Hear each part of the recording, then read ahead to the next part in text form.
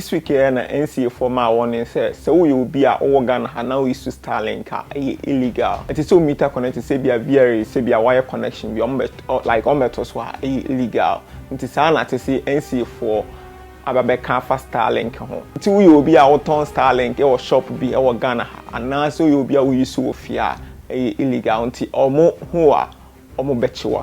the end of the video, no meka ebia unim Starlink and I say ebia meka de kakra bia fa ho nti betimi ate ase. Oba NCA for side that omo dwuma ayeso omo ye ne se internet service providers asese ano omo ye legal or Ghana ha to say NCA and Vodafone 30 go and omo amaka no omo betimi provide service e de amagana for be a tokra na obi an complain nipa do no mo complaining no kra no omusa obi an so office no dey cool and at the same time so network providers so mo investment am be wo ha at least o mehu faso ayre abaso nti ene ye adwuma NCA for gusu a omoye but here is the case says see an NCA for implementations bia bakokra ni ho a eboa Ghanaians omo to data no like omo subscribers to internet service providers no bakokra ni wa eden eboa mo me kase bakokra ni ho a eboa mo na me pa kire say yeba MTN na yehwe MTN zone band bi a MTN for the buy na eyade bi a na nipa do na ye na man for do na complain obi akra ni wo be na use o ami ko use second method na say omo use e bi a samu e bi say omo ko download VPN app obi ani work na adwen de it was because zone band no nim say 2 cities a obetimi anya gig kra na obetimi ayusu ni the whole day nti obi an use plan B and NCA for car say Pachenti MTN for Muzomba no namodi aba no Ghana for no emo omu intimi nyisu Vodafone na Airtel go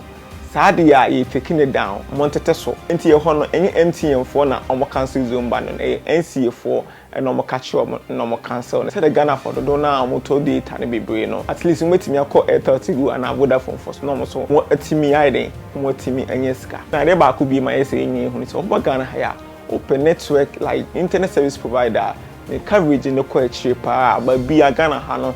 almost baby be a cobiano obenya network wa MTN and as see an MTN for so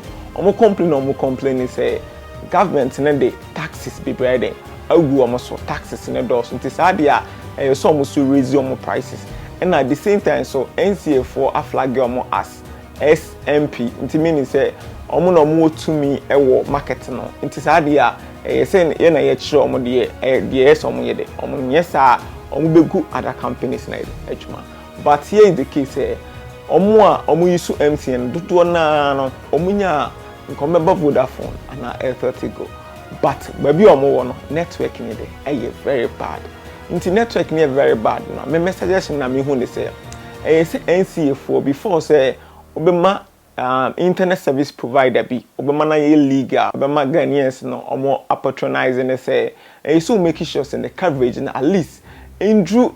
Ghana hanyina no indru be 85% and 80% and so na maybe amama na nkrata say onfa operate e wo Ghana because e ba say network coverage na speed no ni nyina enye the same kra na but e ben so kakra te say MTN de na the moment MTN for offer services via any attractive piano. We no crowd any NCA for kwamo na mbeka so Italian switching ko Vodafone and as switching ko Airtel. Yanka sakra na ebe call. But the moment NCA for no mo catch MTN for say yent so monte so say the dependent mate me kwako yisu we no. Eba sana first na me to 1 gig 10 cedis a. Say na mo de 1 gig na ko 200 megabyte no. Ebe mama to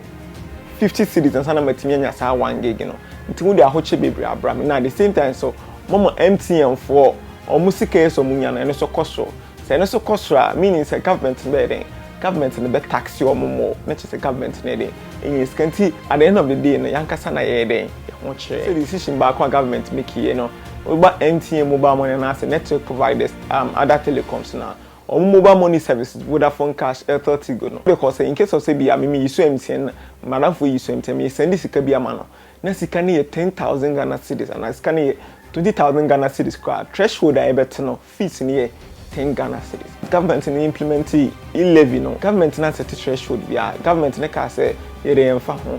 Amount to be able send be an ye till 1%. Abasa na mo na ego so no mo amuyi mu na omo so mo se cost of living e cost so mo to data omo to aduane e cost so no. dem kwa mo so mo set threshold say obi ba obi be so send this car limit ni be 1000 Ghana cedis say the yesu yetimi ebetimi nya den enya commercial bebre nti e ba sana na ma ho hye ne den kwa na den ekwaso nti maka say data boy dem pe so hu how in case of say all browser how we internet na den afaso ti ma menche wade nti say si ahwe am e ko NCA4 website ko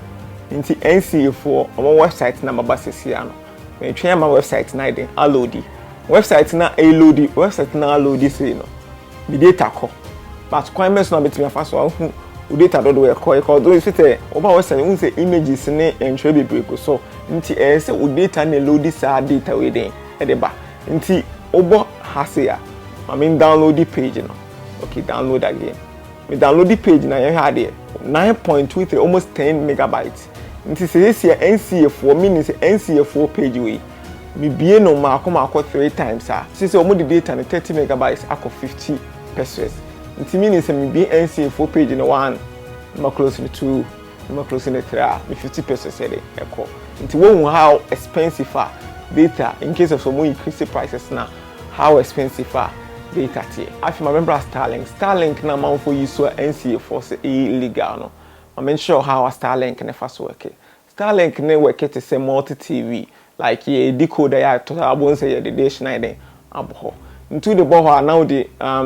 decoder no nipa do na kind deck no mo da be show but Starlink a router into router no the see wa now about dish no into board dish now the receive internet connection into e bia okokro bi so internet in shadanya obetim the Starlink akomo because of say satellite in it no but bia obetimi anya internet access and na Starlink no so yamfa say man do 400 cedis unlimited obetimi a browse obetimi a download obetimi a bibia nti obi a one na busuafo na tifie no obepeso kwakoto Starlink ohun sesesi kwakoto 3.5 MTN data 3.5 eba ni 92 gig nti 92 gig adam enkoto Starlink meto Starlink